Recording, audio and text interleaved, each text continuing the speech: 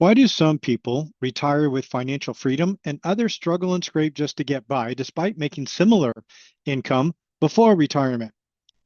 I've been asking myself that question since about 2010, and I've come a long way, and now I help investors achieve financial freedom by creating streams of tax smart income while growing equity for future generations.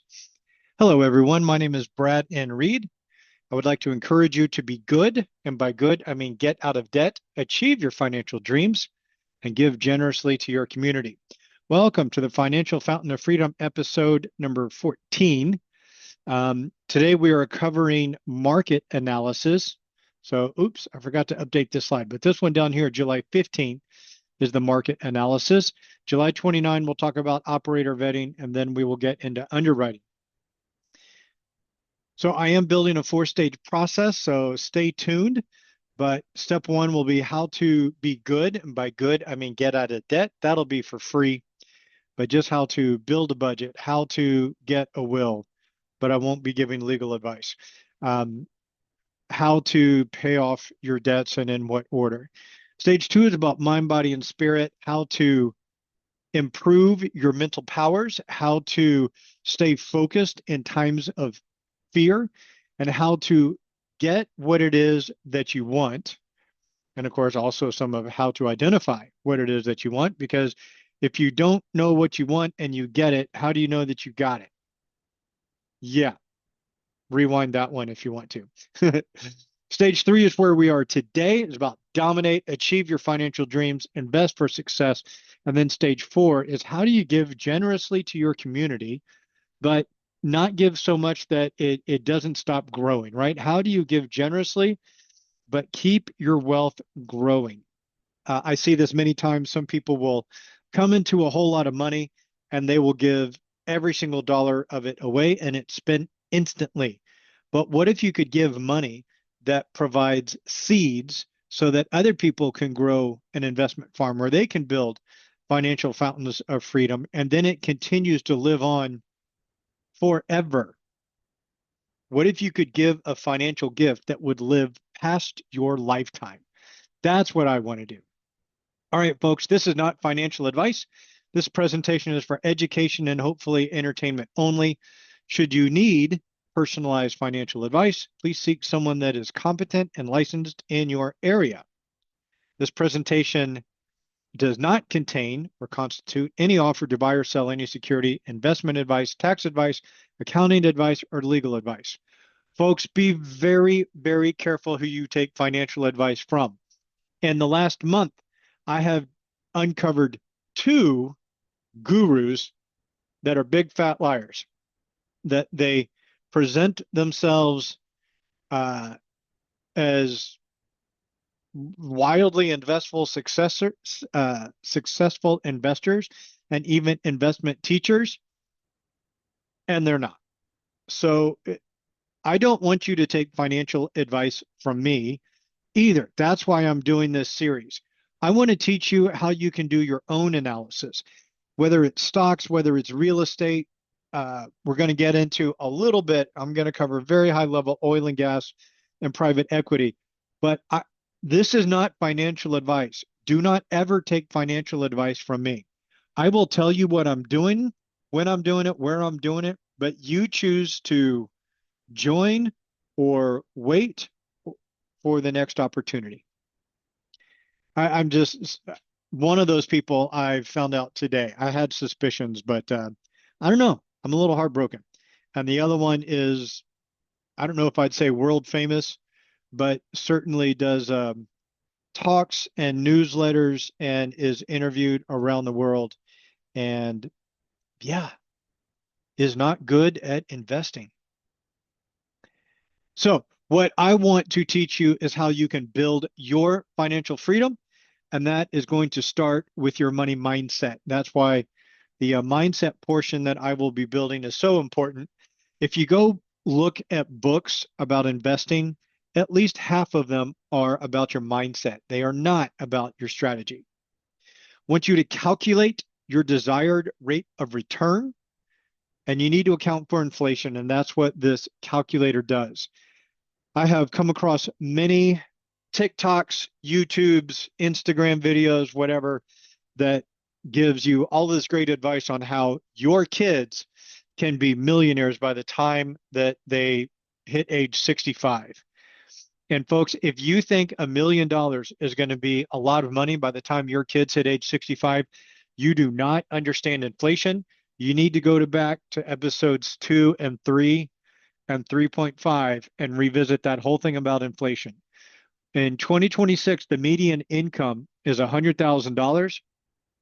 And if you do not know how to grow $1 million, I think by the end of this series, you would be able to take $1 million and make it kick off $100,000 a year and grow in perpetuity. That may be a little bit advanced, but you might find the right opportunities. But for most people, their retirement plan is to sell it off and hope that they die before they run out of money. And both of those financial gurus that I haven't covered in the last month, they have a plan that says, hey, look, we'll do all the retirement math for you. You just got to tell us when you're done with retirement, which is another way to say you die.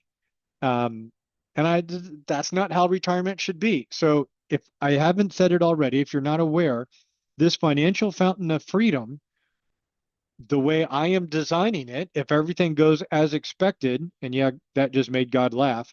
If everything goes as expected, I will die with more money than I retire with.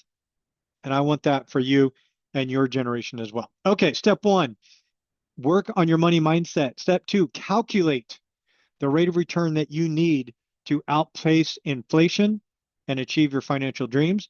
And then based on what inflation adjusted rate that you need for retirement, structure a great portfolio that has investments that are diversified, non-correlated, asymmetric risk reward, that have an emphasis in real estate, and then some in private equity, some in public equities, energy alternatives.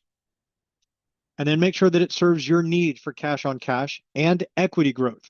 I know people that have 20 years before they are retired and they are so hung up on cash on cash.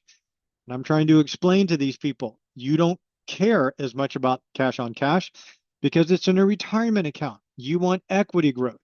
And similarly, I've got some people that want cash on cash, but they keep focusing on investments that are focused on equity growth. And it's like, hey, at this time, it's time to focus on cash on cash. So just be sure that it serves your needs. Indomitable Horizons Funds has investments now. Swing on over to that website for more information. All right, folks, how we learn. You will earn 10% by reading and listening. You will learn 30% by discussing with others, and you will learn 60% by actually doing. One of the cool things about today is it's very information low and high in activity. So we're going to talk about market analysis, and I am going to go to all the websites. And if you're watching the video, you can hit pause, go open the website, do the click, hit play, watch me click a few more places, and you can copy me click for click, and then you can learn how to do this for yourself. All right, what we are covering in this series is we started off with some mortgage tips and tricks because that is a great way to save money if you structure your home mortgage correctly.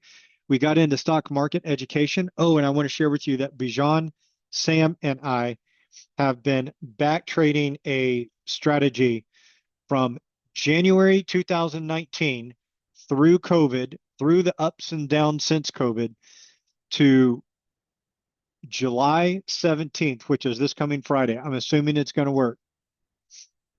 That time period from January 2019 through middle of July 2026 averages 13.7% a year.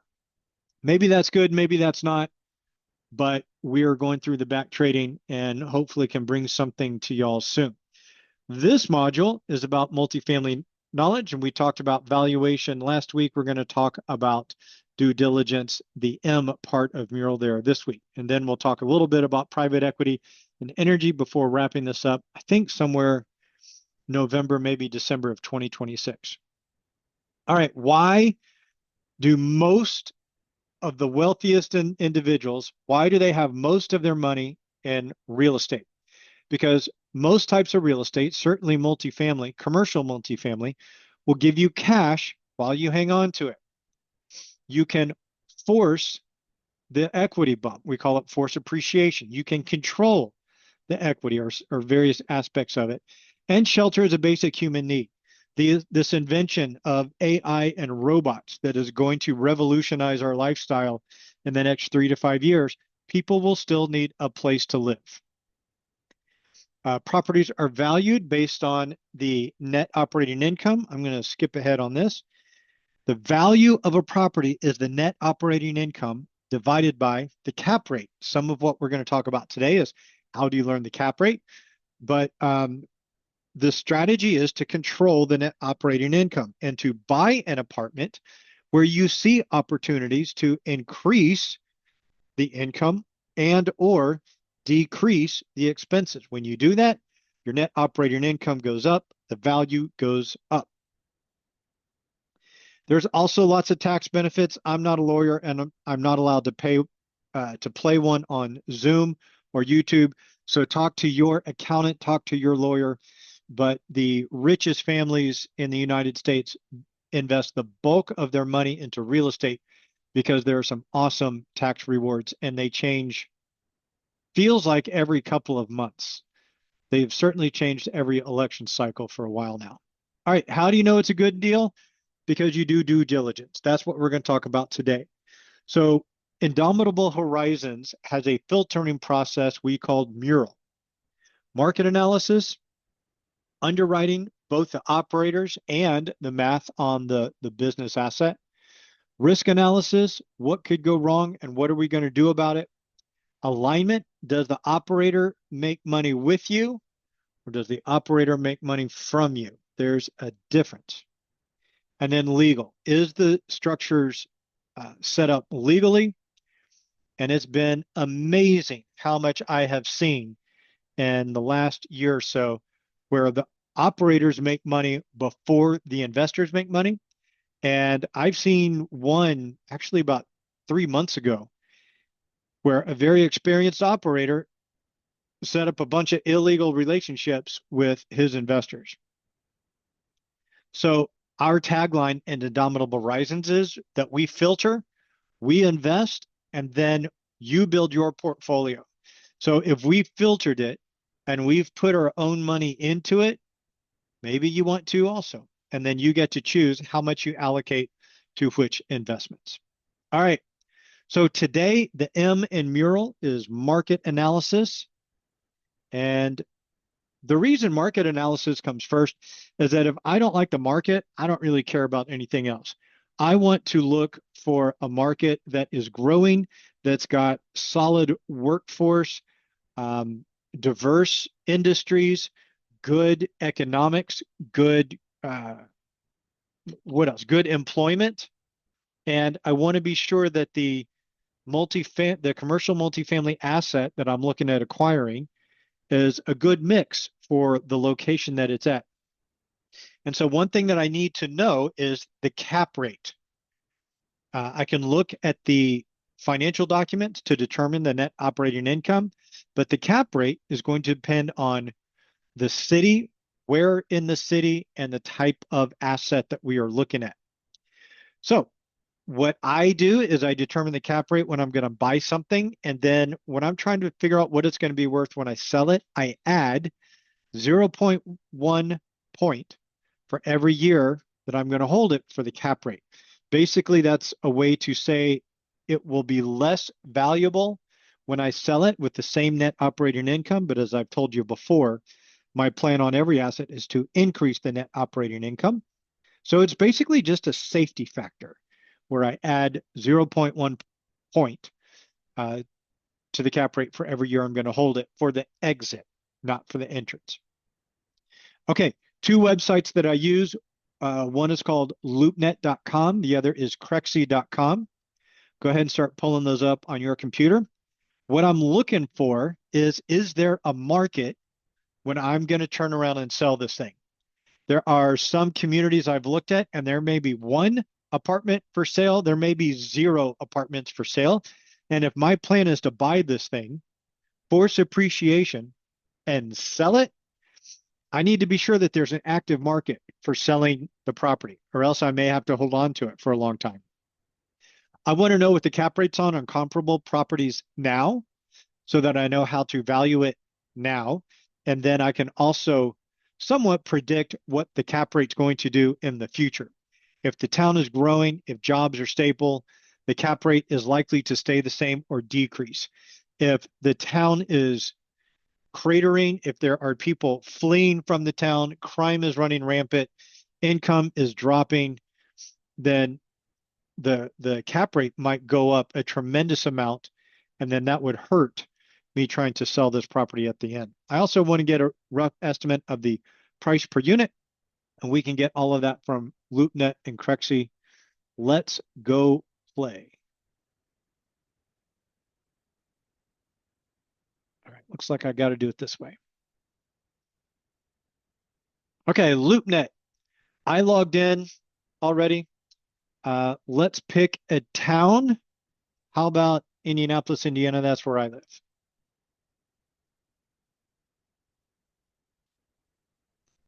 Loopnet, take your time. All right.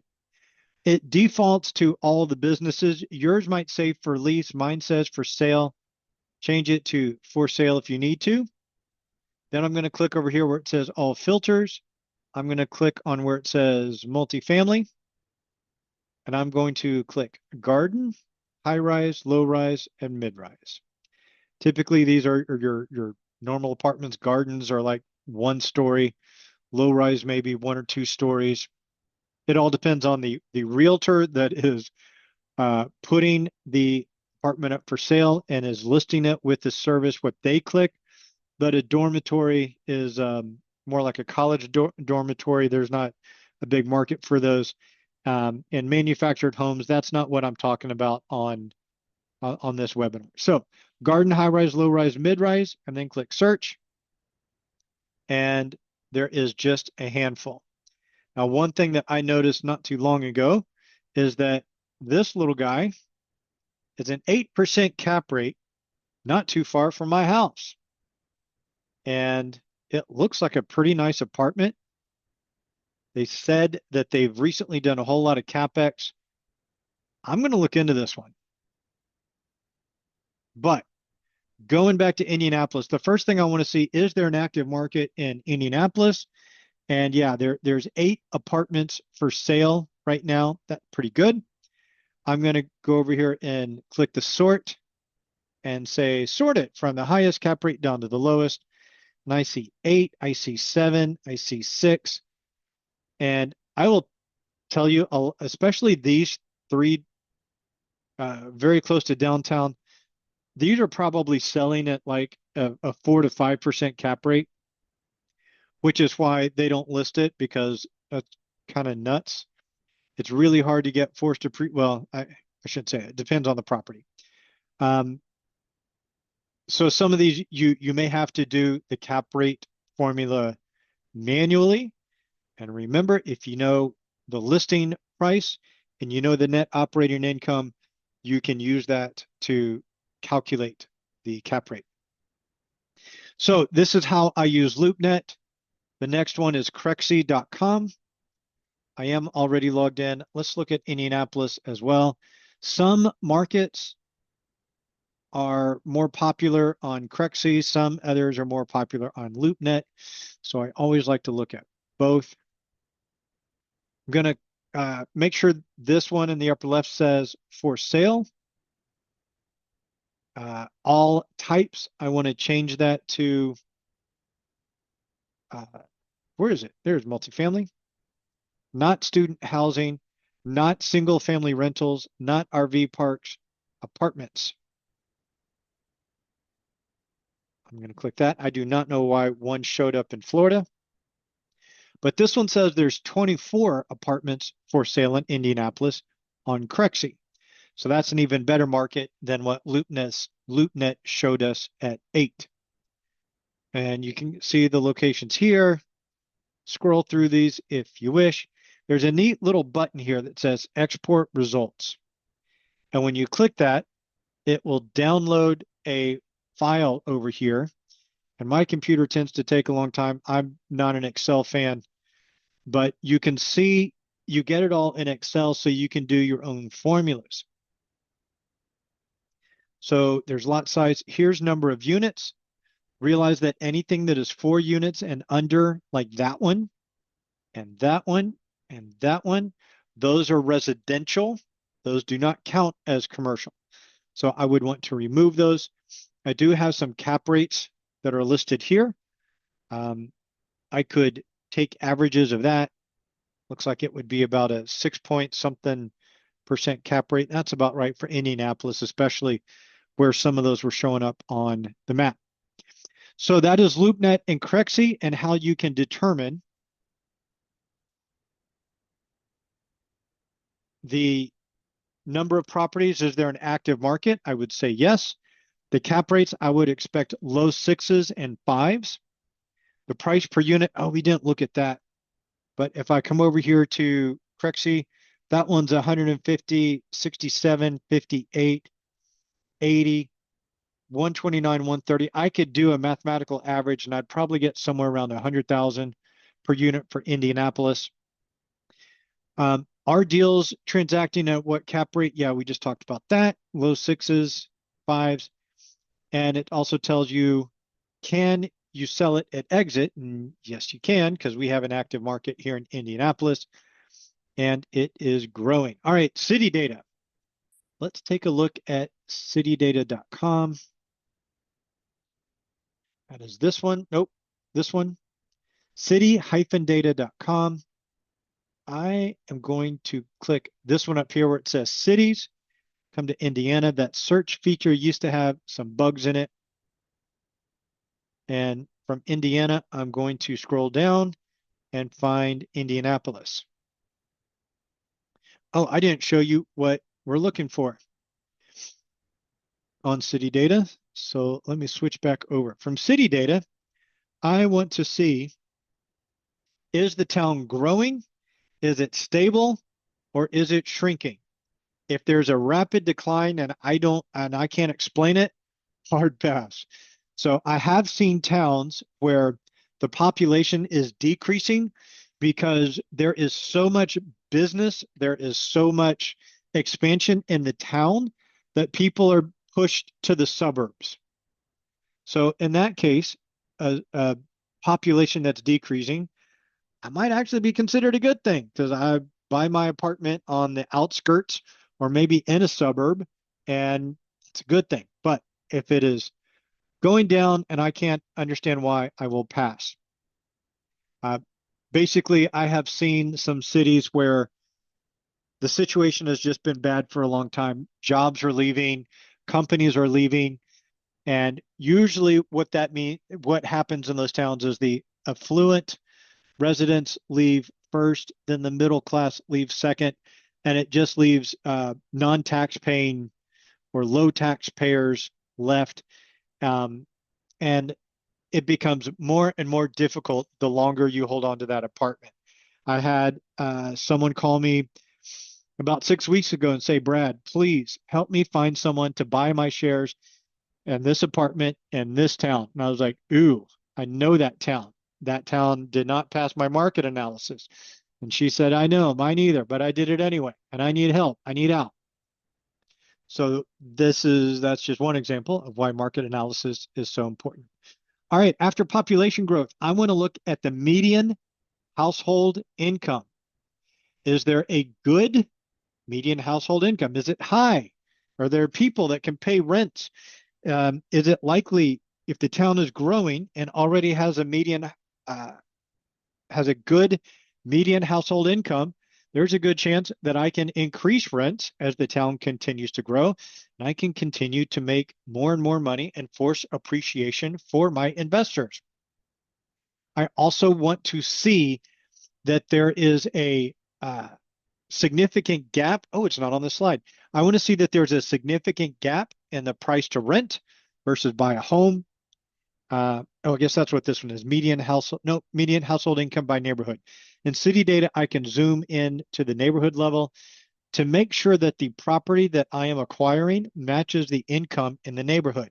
If I'm buying an A-class property with quartz countertops and marble bathrooms, I don't want to buy that in a neighborhood where the median income is $20,000. Okay. Similarly, I don't want to buy a C grade apartment in a neighborhood where the median income is $200,000. I want to make sure that they match. I can also see crime rates on city data. So enough of me talking. Let's go take a look. All right, citydata.com. I've already clicked Indianapolis, Indiana. Thank you for the advertisements. This is free. So you're going to get, oh my gosh, so many ads. Folks, make the madness stop. I can't even see what it is that I'm looking at. How do I turn this stuff off? Okay, that's a little bit better. Okay, the population of Indianapolis has grown 14% since the year 2000. We now have 891,000 people, 484. That is projected to grow to about 1.2, 1.3 million by 2027. I'm a residential realtor here in Indianapolis, so I look at residential houses as well. And let's scroll down. Wow, more ads. Shocker. The median household income is $66,900. That's pretty good. Estimated per capita income, $37,000. The median house or condo is $241,000, and median rents are right here. So if you think about someone that is renting and paying $1,200 a month in rent, and they want to switch to buying a house, it's a pretty big jump. Okay, you're not going to be able to buy many houses right now at $1,200 a month. So in a market like that, it makes my apartment feel a little bit more stable. So I like having a big gap between buying a new property versus renting. And it is loading right now the income. Okay, so you see all the different colors, the purple and the white. If you scroll down, and of course now there's this big giant ad, you'll see the scale down here. The purples are where it's close to $200,000 in median income per neighborhood. And the whites and the light blues that almost look gray, those are your 0 to your 20,000. So I'll tell you an experience I had, if I can find it quickly.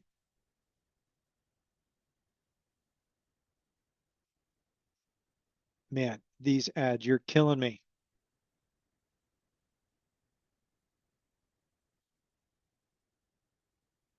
All right, I think I can zoom in here. I want to show you Indianapolis Motor Speedway. And I believe it's right about in this picture. Yep, that is the Indianapolis Motor Speedway. And notice over here is a very high income neighborhood. Notice that is a very low income neighborhood. Notice that is a medium income neighborhood. So if you were trying to buy or renovate a property or invest in an apartment, which side of the Indianapolis Motor Speedway would you want to be on? This side, right? Yeah. Guess who flipped a property over here? Yeah, I did a property over here, and the garage had bullet holes in it. So whenever I'm looking to buy an apartment, I come over here. Granted, this doesn't tell me about crime rates, but I can match the size of the apartment, the type of apartment, to the income of the neighborhood. At one point, I was raising for a 232 unit apartment. They were A class. We were buying them for $200,000 per apartment. Fortunately, they were in a neighborhood where the median income was around $120,000. Most of the apartments that I have, they're in neighborhoods that are around $50,000 to $60,000. All right, let's scroll down to the crime stats. Indianapolis does have a lot of crime. It's typically in a very small area of the town. So if you stay out of that area of town, you should be fine if you come to visit. So up here are the dates going from oldest to most current, and I just want to see that this number goes down. Some cities, these numbers are higher, some they're lower. I just want to see that they are going down. And congratulations, Indianapolis government. These numbers are going down in a tremendous fashion. So fantastic. All right, I covered crime rate. I covered income by neighborhood. I covered the disparity between renting and the cost of owning a house. We talked about median household income, and we talked about population growth. I get all of that from citydata.com. All right, next, we're going to go to a government website, the Bureau of Labor Statistics, and we're going to look at economies at a glance. And I want to see if unemployment is steady or decreasing. I want to look and see if employment is steady or rising.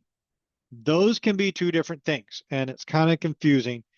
But if the unemployment is going down and the employment is not going up, or if those things are not correlated with each other, you may have a very close nearby town, a different municipality, a different urban area where the jobs are, and sometimes you can just see that the jobs are shifting from one to another. Where was it? I think it was Nashville. I was looking, I'm trying to remember what it was. I think it was the employment. The employment in Nashville was like 1.2 million, but the population was 600,000. So how do you have 1.2 million jobs in a town of 600,000? Every man, woman, and child and baby have two jobs? Probably not. Nashville is one of those towns where a lot of people have moved to the suburbs, and the town has become very, very much a workforce. So basically, what we discovered for that one was that people were driving in from the suburbs. So we can learn some cool stuff if we dig into these numbers. I also want to see that no single industry is over 25% of the non-farm labor, because if there's concentration in any one industry, one law, one rule, one change in social media, who knows what, but one little move can basically wreck your town and destroy your rental base. All right, let's go to BLS.gov and see what we got going on. All right, when you go to BLS.gov/EAG, this is what you get. Again, if it doesn't look like this, remember the EAG. I'm going to go ahead and show y'all. If you just go to the Bureau of Labor Statistics, you get this. And I don't even know where it is to find economies at a glance. Is it data tools? Ooh, is it that one? Yay, it's that one. We figured it. Did I just say we figured it? My mom would be so proud. All right. I believe you know what, there's more information at this other website. So I'm going to just back this up in the address bar. I want bls.gov/EAG. So if you look at the top of my screen, bls.gov/EAG, that's the one I want. Let's check out Indianapolis. I'm going to click on Indiana. And then I'm going to scroll up and find the town Indianapolis. Groovy. I'm going to scroll down just a little bit. I'm going to look for this one that says employment. I'm going to click on that. I'm going to click on this one that says more formatting options. I'm going to click there. I'm going to select annual data over here. I want to include annual averages. And then I want to see a 12-month percentage change. And then I'm going to click retrieve the data. The labor force is going up. Wow, it's going up a lot. Go Indianapolis. Employment is also going up. That's good to see. Unemployment obviously spiked here in COVID. I was not aware of this bump here from 2022 to 2024, but looks like it went down in 2025. That's good. Unemployment rate looks like it's going back down. And then looks like these are raw numbers down here. Here's the unemployment rate decreasing from 2024 to 2025. When I'm looking at these for a new town, I look at the 10-year trend and the 2-year trend. Really, with COVID right here in the middle, it's pretty much known every town is going to have a spike. And so that's why I look at the 10-year trend and the 2 or 3-year trend. All right, then these are 12-month percent changes, not too different. All right, so if I go back, I can do the same study for unemployment, more formatting options. I want to see annual data. I want to see the 12-month percent change. I want it to include annual averages, and I want to retrieve the data. Spoiler alert, if you don't want to study this as much as I have, just copy and paste this, throw it into AI. Say, what does this mean? All right, labor force going up, employment going up, unemployment going down right there, unemployment rate going down right there.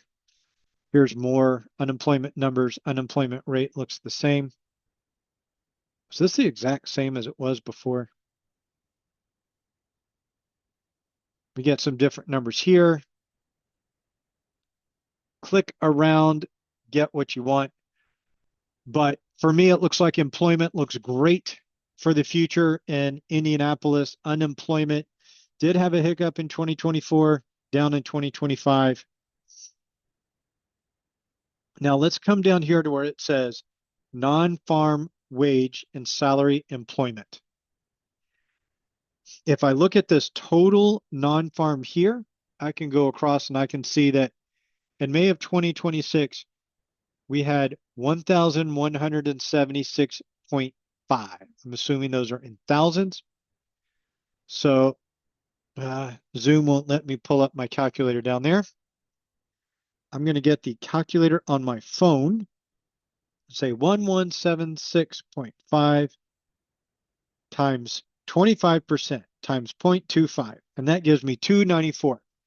So as I scroll down through here, I want to see numbers for mining and logging under 294, under construction under 294, under manufacturing, or that's under 294. Trade, transportation, and utilities got high, but that's under 294. And I just go line by line here, and I can see that all of these are less than 294. So what that means is that no one single industry is more than 25% of my total non-farm labor. I'm going to come back to my slide that I cover everything. I'm going to say unemployment is either steady or decreasing based on however you want to look at it. Employment does look steady and rising. That's good. No single industry over 25% of non-farm labor. So check, check, check. Green all the way around. Indianapolis is good to go.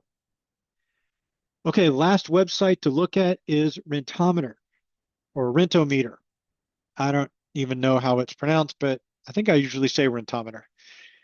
Anyways, what Rentometer can tell me is the median and average rents for different apartment sizes. We call that unit mix. When I say studio, 1 bedroom, 2 bedroom, 3 bedroom, what comparable units there are in the area, and the number of unit mixes that are in the area. So let's go take a look at Rentometer. And this one, I believe you do have to log in. I have a paid account. I don't think you need a paid account. At least you didn't used to. If I'm presenting a specific property, we are absolutely going to put in the address here and go take a look at what's in the neighborhood. But for right now, I'm just going to click on this tab over here that says city. And I'm going to type in Indianapolis. When you type in your city name, wait for this thing to populate because it is very specific on what appears in this box. And so if you type Indianapolis, Indiana, it may not find it, or if you don't have enough spaces between Indianapolis and Indiana, it's pretty finicky. Then I'm going to come over here to bedrooms and select studio and click check rents. And it'll tell me in Indianapolis, Indiana, in the last 12 months, there were 265 studio. If you don't know what studio is, it's like one room. So the kitchen, bedroom, living area is all in one room. There may be a closet. It's probably a sliding door closet, not a walk-in closet. The bathroom is almost always walled off. I don't think I've ever seen one where the bathroom is not private, but you got the bathroom and you got everything else all in one big room. That's a studio. So if you are buying an apartment with studios, the average rent is reported to be $1,120 and the median is $1,129.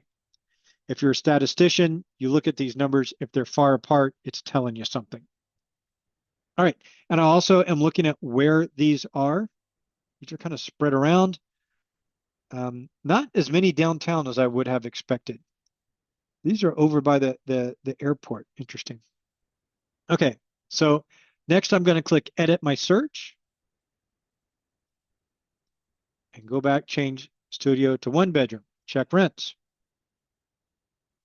Now remember studios there was 265 of them and they were kind of spread out around the perimeter around this circle right here is loop 465.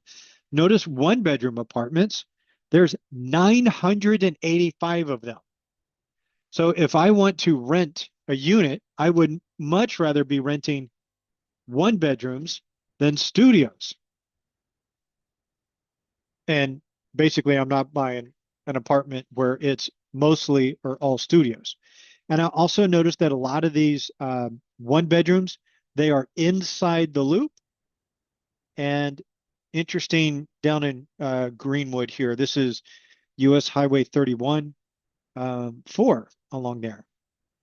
But most other these are inside the loop, surrounding downtown on the east and north side. And these two are one bedrooms over by the Indy Motor Speedway that we just looked at.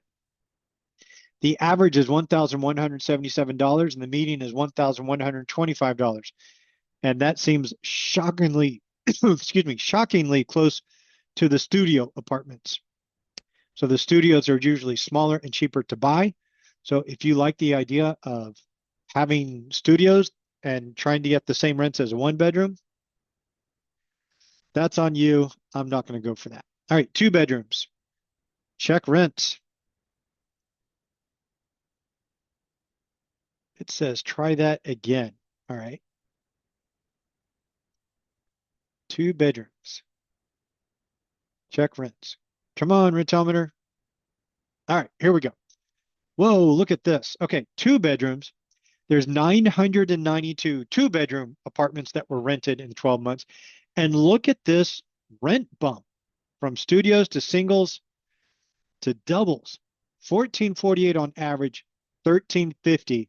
Folks, if I'm buying an apartment in Indianapolis, Indiana, I want two bedrooms because I get a really nice bump in my rents over the one bedrooms. And if my apartments are a mix of one bedroom and two bedrooms, I'm okay with that.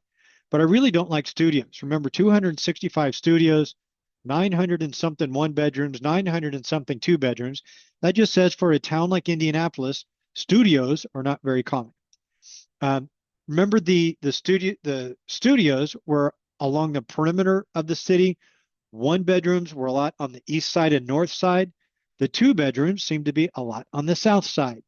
So if I have a two bedroom apartment and it's, up here in the northwest area, I'm starting to wonder. If I have studios and they're, right downtown, I'm starting to wonder. So again, the unit mix and the location needs to match market demand. And that's what we're trying to figure out. Let's go click on 3 bedrooms and click check rents. And I get another really big bump. 985. Folks, 3 bedrooms aren't always popular in some towns, but they are in Indianapolis. Indiana University is kind of over in this area, so that may be why 3 bedrooms are popular. A bunch of college kids want to live together and separate the rents. Notice all the 3 bedrooms up here around McCordsville, Lawrence, Indiana. So again, just take a look at where these things appear and make sure, you know what, I'm curious. Let's go check 4 bedrooms. I think I'm ahead of schedule. I'm about on schedule. 2,000, and there's 984. So for 4 bedrooms, most people would be thinking, I'd rather just go buy a house. But they are renting in Indianapolis. There's a lot of them. Look at them spread out. Again, around Lawrence, down here south. One thing as an apartment owner, I like 2 bedroom, 3 bedroom, 4 bedrooms. Those tend to be more families. They tend to stay longer. If when a tenant moves out, depending on the apartment, but it can be up to $1,000 if I'm, changing out carpet. If I am typically I'm painting, I'm doing deep cleaning, but if the person stays longer, like several years, then I don't have to pay that term. It's almost like 1 month's rent. And if I have a 1 bedroom or a studio, sometimes those people are in and out on a yearly basis. And that can mean that I'm having to pay 10%, 15% of my income just to maintain the unit. So I like 2, 3, 4 bedroom apartments if the market supports it and if I get the rent bumps. Okay, folks, that is how I look at it. I'm going to look at 1 or 2 more slides, and then I'm going to go show you a market that I don't like. So if you want to see what bad numbers look like, stick around. All right, what are we building? We want to know that there is a market for this unit, the unit type, and we want to know that we can exit when we want to. We want to take a look at markets that are stable or growing, that have strong employment numbers, that have strong income numbers. And we want to know what the market supports in rents and what the property type is. Oh, here's a good one. What the operator projects. I had, let's see, I was on a conference call and it was in a town I used to live in. I don't want to sell this person now. It's been a while. It was a very high affluent suburb. No, I'm not going to sell them out. It was a very high affluent suburb, very high income, probably like $120,000, $150,000 for the median income. And this guy had gotten a great deal on a box of studio apartments. It was a very large building, all studios. And my first thought was, oh, good Lord, I'm so sorry, dude. And they were trying to get me on his webinar to say good things about it. And I'm like, I love the town. It's a great market. But I texted him, quit asking me questions because I'm not going to invest in studios in this market. I want to be respectful to other operators. Maybe I don't know how he did on the deal. Hopefully he crushed it, but it just did not meet my filtering process. And one thing that Bijan and I are going to start doing more of is sharing with what fails the filtering process, because we've gotten some feedback that people don't trust that we're actually filtering deals. It is 2026. Bijan and I have easily rejected over 100 deals, and we found about 4 that we like. But we've been raising on one deal called the Destinations deal. It's a it's a portfolio of luxury short-term rentals. It is a great deal, but we are looking for multifamily long-term rentals, apartments. And so we may be taking on a different style of deal coming up soon. But all of that to say, 2, 3, maybe 4% of the deals that we look at pass. Just this week, I rejected 2 deals. One, it did not pass the legal structure. The legal structure was not done correctly for our standards and our investors. And another one, the underwriting. It had, oh, well, oh, the operator was saying it had $600,000 in net operating income that was going to produce 600,000 in NOI.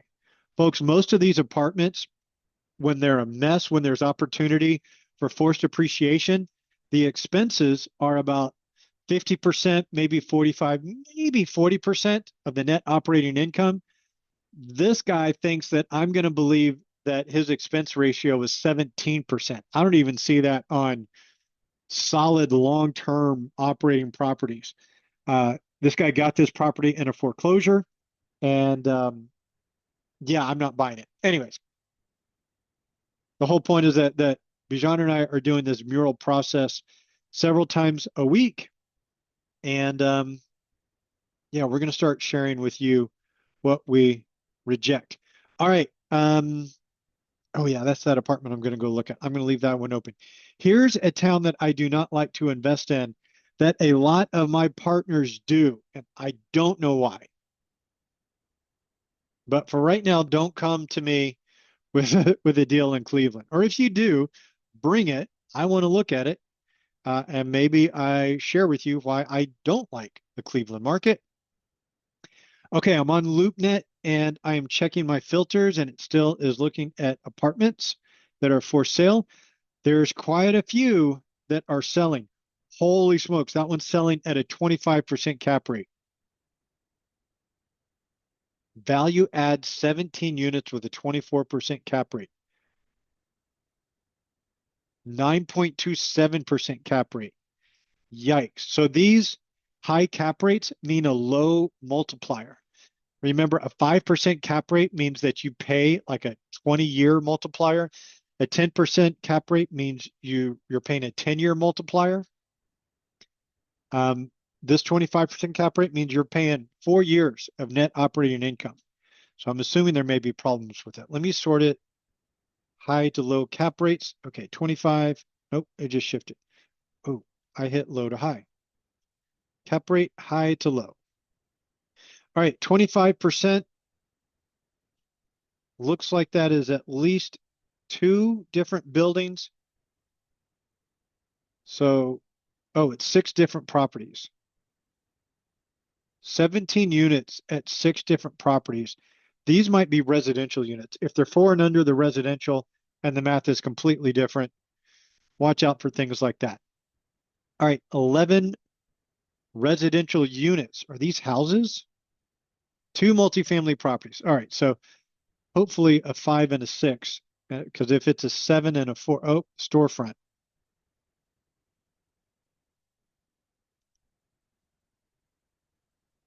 All right, are you getting why I don't like Cleveland?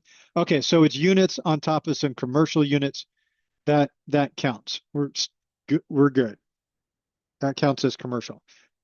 But some of the realtors, they'll put residential units in here and try to list them as commercial because if you will buy it as if it's commercial, then they can force the appreciation using the commercial math. Whereas in residential math, you're stuck with whatever the neighbors are doing. All right, so I'm seeing a lot of really high cap rates. High cap rate environments are good for cash flow because remember, the cap rate effectively becomes a multiplier of the net operating income. And if net operating income is, say, $100,000, and I only have to pay $1 million for that in a 10% cap rate environment, in a 5% cap rate environment, I have to pay $2 million for that same $100,000 in net operating income. All right. As far as are there properties for sale, there's a lot of them. Cap rates are really high. So if I want cash flow, Cleveland might be a good market. Let's go take a look at Crexi. If you are trying to sell a property in Cleveland, I apologize. I hope my little YouTube video here does not negatively impact your business. This is not why I'm doing this. All right, I do have multifamily. There's 95 of these. Shoot, this will take a little while, but I'm going to do it anyway.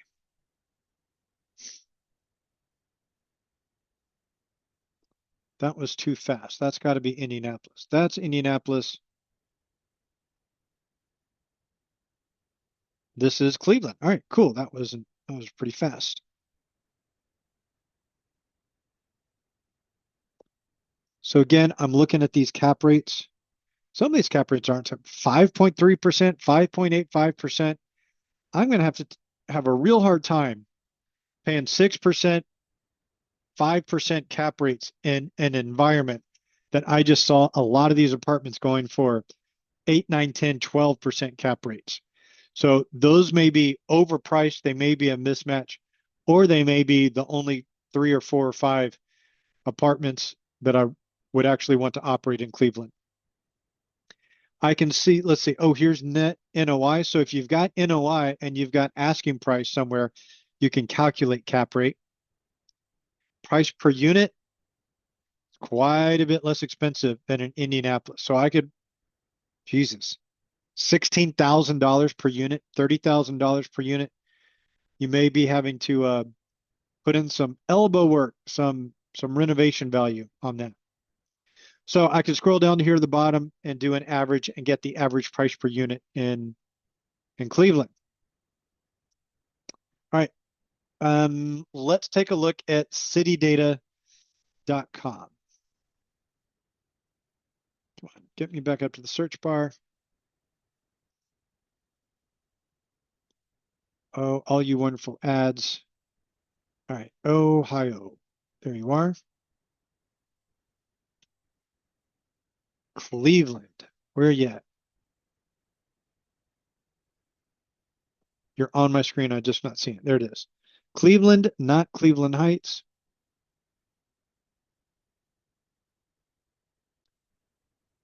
And Cleveland population is down 23.6% since 2000. That's a lot, folks. Their population now is only 365,000. And you can see that the industry average here in the middle, they are way, way below average.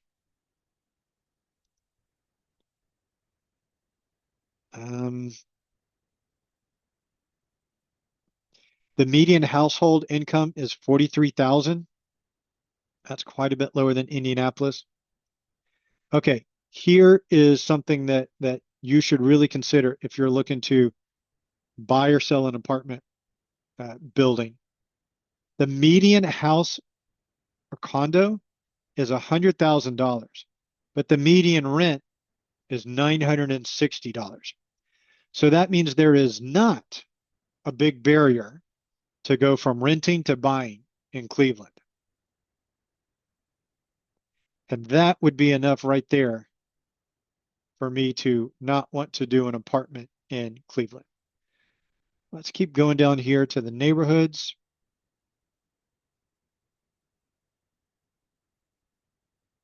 And city data is going to load the income by neighborhood. That's why it's taking so long. And you can see already that by the lack of color inside Cleveland, that the income is just really, really low. Now, maybe I do my apartments over here on these kind of far out suburbs. I see university there. Maybe there's a college over there I'd be interested in. I see Westlake. I see Bay Village. Maybe these are areas that I would consider buying an apartment complex, but not in Cleveland. Maybe the population of Cleveland is going down so much because all of these people are going from here to over here. But I would need to do more studies. My thought from studies that I did back in 2023, come on, is that people are migrating from many of the towns in Ohio to Columbus and Cincinnati. And this thing's not cooperating. Yeah, here we go. So here's Columbus. Can you see all the purple around Columbus? Here's Cincinnati. Can you see all the purple around Cincinnati? It certainly has its, places too, but there's more money in these towns than there is up in Cleveland, in my opinion. So, that's what I learned from city data. Oh no, we got to take a look at the crime rate.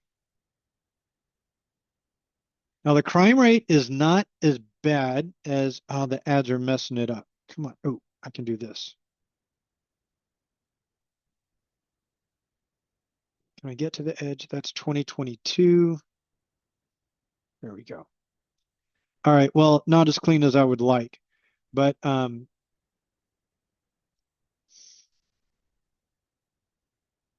trying to zoom out, but I don't want to take too much time. Okay.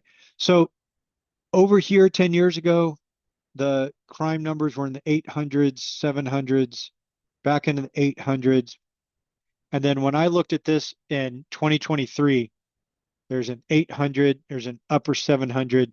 And I was like, if this crime rate is stable, it's certainly not going down. But if you look at the last 2 years, maybe it is going down. But for other reasons, I will not be looking at Cleveland, Ohio. Let's take a look at BLS.gov. Search Midwest region. What does that do? All right, let me just get my website back to the one that I like and click on Ohio. Click on Cleveland. And let's look at unemployment.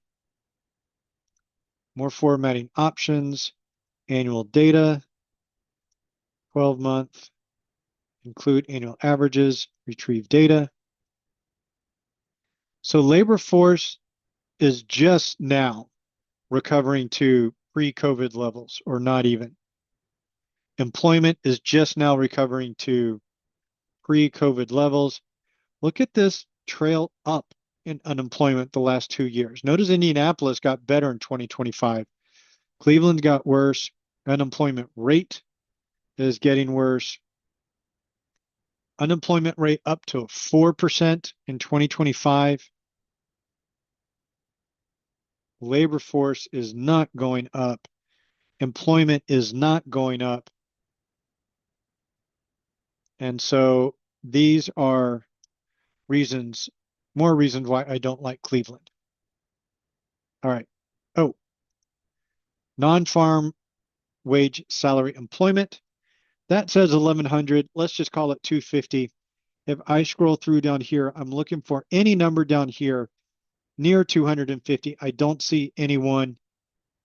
So it would pass that there's no one single industry that dominates the non-farm wage and salary. All right, Rentometer. Let's edit the search. Cleveland, Ohio. Studio, check rents. I see there's 169 studios rented. They get $1,200 on average, a median of 1,155. Very clustered right here in the center. A couple over here next to an area called University Heights. There's Cleveland Heights. This is either very high or there's a university there. That was a really bad joke. It is past my bedtime. All right, one bedrooms, 893. So quite a bit more popular. Rents are $1,254 and $1,160. So you get about the same rents. They're spread out across the town. Edit search. 2 bedrooms, check rents. 992, 2 bedrooms, $1,369 average 1,200 median.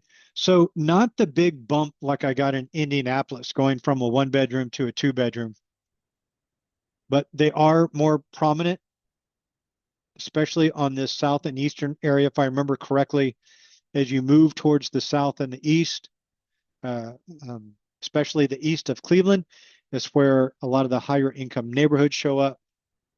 So that would make sense if the bigger units are more popular over in those areas. And here we go again. 3-bedroom units pretty popular over in these two geographies. 3-bedroom unit gets 1,571 and 1,500 about in rent. And might as well do 4-bedroom as well.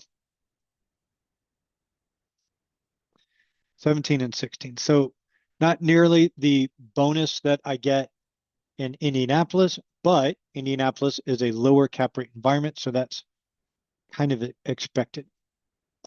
All right, folks, that's how we do market analysis. That's how I suggest you do it.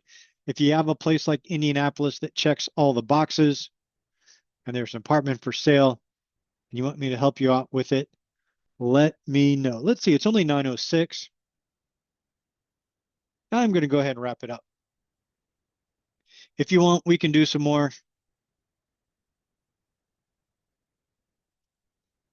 So we have covered market analysis. Usually takes me 10 or 15 minutes to do market analysis. If it's something that I like, if it's operators that I like, if it's a deal I think I'm going to do, I will spend quite a bit more time studying the market. But usually, if it's a market I don't like, I can figure it out pretty quick. Once I do market analysis, I go and I start looking at the operator, and it is shocking how many operators are getting sued, have gotten sued, arrest records, banned from various organizations that we've come across.